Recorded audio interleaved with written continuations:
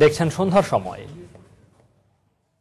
অপরিচ্ছন্ন আর নানা অব্যবস্থাপনায় রাজধানীর পাবলিক টয়লেটগুলো ব্যবহার করতে স্বাচ্ছন্দ্য বোধ করছেন না বেশিরভাগ মানুষ। চিকিৎসকদের মতে সময় মতো প্রাকৃতিক প্রয়োজনে সাড়া না দিলে মানবদেহে বিরূপ প্রভাব পড়ে। পাশাপাশি খোলা জায়গায় প্রাকৃতিক প্রয়োজন সম্পন্ন করায় নগরবাসীর স্বাস্থ্য ঝুঁকিতে পড়ছে বলে দাবি পরিবেশবিদদের। 2017 সালের মধ্যে 100 পাবলিক টয়লেট নির্মাণের পরিকল্পনার কথা জানিয়েছে একটি বেসরকারি সংস্থা। পাশাপাশি শিগগিরই বেশ কিছু আধুনিক টয়লেট নির্মাণের অঙ্গীকার সিটি কর্পোরেশনের। পাবলিক টয়লেট নিয়ে মুজাহিদ শুভর 3 পর্বের ধারাবাহিকের আজ দেখুন প্রথম পর্ব।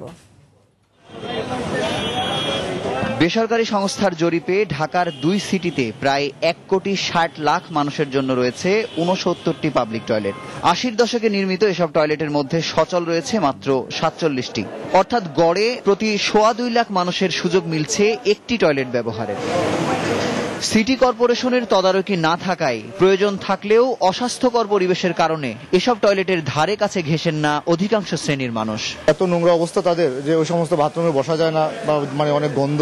টয়লেটে গেলে অনেক সময় জাম দেখা যায়, ময়লা ভরা। চাইলেও যেখানে সেখানে মল ত্যাগ করতে পারি না। তারপরে পাবলিক টয়লেট যেহেতু সংখ্যায় কম, সেক্ষেত্রে অনেক সময় বাধ্য হয়ে আমরা করতে হয়। সংখ্যায় অল্প, বাড়তি খরচ আর প্রয়োজনের সময় নাগালের মধ্যে না থাকায় যেখানে সেখানে প্রাকৃতিক প্রয়োজন সারতে বাধ্য হচ্ছেন ভুক্তভোগীরা।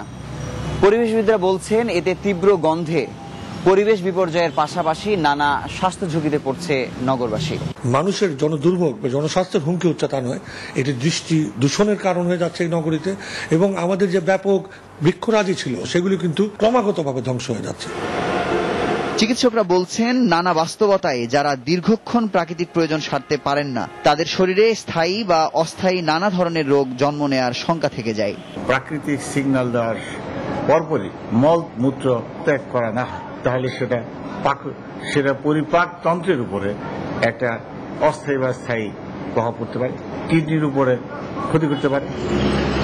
এদিকে পেট্রোল পাম্প ও সিএনজি স্টেশনের টয়লেটগুলোর সংস্কার ও যথাযথ কর্তৃপক্ষের সমন্বয়ে রাজধানীতে 100টি পাবলিক টয়লেট নির্মাণের পরিকল্পনা ওয়াটার এইডের। নতুন কোনো জায়গা পেলে ফুট ওভার ব্রিজের নিচে আমরা পাবলিক টয়লেট ছোট ছোট আকারে করতে চাই, যাতে করে একটা পর্যাপ্ত সংখ্যক পাবলিক টয়লেট পুরুষ এবং নারীরা কিছুক্ষণ পর পর ঢাকা শহরের রাস্তায় পেতে পারে। অন্যদিকে শিগগিরই প্রায় 1/2 টয়লেট নির্মাণের প্রতিশ্রুতি ঢাকা দক্ষিণের নগরপিতার। ওয়াটার এইড নামের একটা সংস্থা আছে, তারা শুরু করেছে। আমি একটা উদ্বোধন করে দিয়ে আসছি, আরেকটা করছি। আমাদের পক্ষ থেকে 15-20টা করবো, সবকিছু মিলে 40-50টা নতুন পাবলিক টয়লেট আমরা করবো। জনগণের স্বাস্থ্য সেবায় এনজিও সংস্থা সহ সমাজের আগ্রহী নানা পক্ষের সহযোগিতা নিতে সিটি কর্পোরেশনের প্রতি আহ্বান পরিবেশবিদদের।